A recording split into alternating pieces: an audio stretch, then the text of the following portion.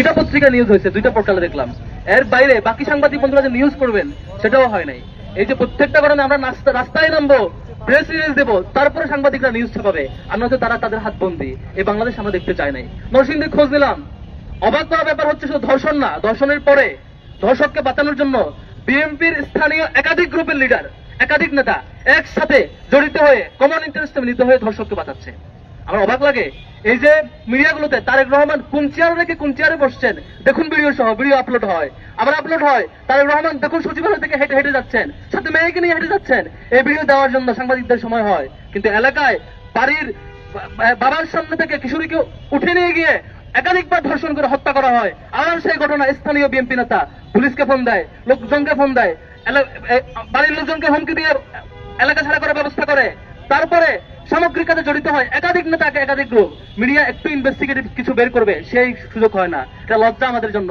আমরা মিডিয়া ভাইদেরকে অনুরোধ করবো, জুলাইয়ের গণ অভ্যুত্থানের শহীদদের বিনিময়ে আমরা বাংলাদেশ পেয়েছি, আপনারা সেই গণ অভ্যুত্থানের সঙ্গে ছিলেন, আপনারা পাহারাদার ছিলেন, অনেক বাইরা জীবনের বিনিময়ে পাহারাদার হয়ে অনেক সাংবাদিকরা জীবন দিয়েছিল, আমরা সুন্দর একটা বাংলাদেশ পেয়েছিলাম। এখন আবারও ফেসিবাদকে ফিরিয়ে আনতে চায় না, আপনাদের দায়িত্বশীল আচরণ আমরা আশা করি। সম্মানিত বন্ধুগণ, যে বাংলাদেশ জুলাই গণ অভ্যুত্থানের বিনিময়ে আজকে আমরা পেয়েছি, ঢাকা বিশ্ববিদ্যালয়ের এই নিরাপদ এরিয়া থেকে শুরু করে গ্রামের এলাকা পর্যন্ত প্রত্যেকটা এলাকা শুধু আজকে ধর্ষণ নয়, চাঁদাবাজি নয়, বরং ক্ষমতাসীন দল তাদেরকে পাহাড় দেওয়ার কাজে ব্যস্ত হয়েছে। এটা খুবই দুঃখজনক, খুবই লজ্জাজনক। তারেক রহমানকে অনুরোধ করবো, যদি এভাবে চলতে থাকে পতনের দিন আপনাদের গুনতে শুরু হইতে পারে।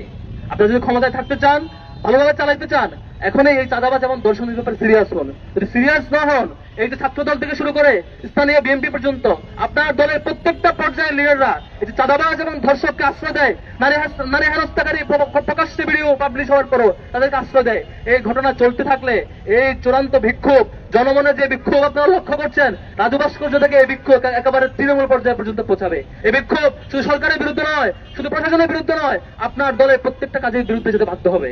সম্মানিত বন্ধুগণ, আপনার দল বিএনপি গত 15 বছর একটা মজলুম সংগঠন ছিল, নির্যাতিত হয়েছিলেন। আমরা কখনোই আশা করি না আজকে আপনারা জালিম হবেন, আমরা কখনো আশা করি না ধর্ষণ হওয়ার পরে এই ঘটনার আপনাদের প্রত্যেকটা দলের নেতাকর্মী, মিডিয়া উইং, অ্যাক্টিভিস্ট সবাই সংগতভাবে প্রচার করবেন ঘটনা মিথ্যা, ঘটে নাই।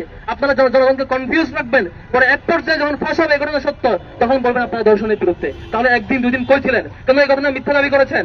এভাবে চলতে থাকলে খুব দুঃখজনক অধ্যায় হবে। আমরা আর অপেক্ষা করতে চাই না, আমরা চাই আপনাদের দলের পক্ষ থেকে স্ট্যান্ড ক্লিয়ার করবেন।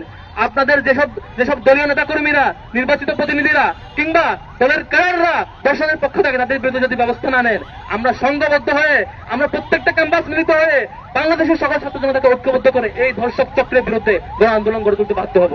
আমরা সেই পরিণতিতে যেতে চাই না, আমরা সুন্দর একটা বাংলাদেশ চাই। আশা করি আপনাদের বুঝ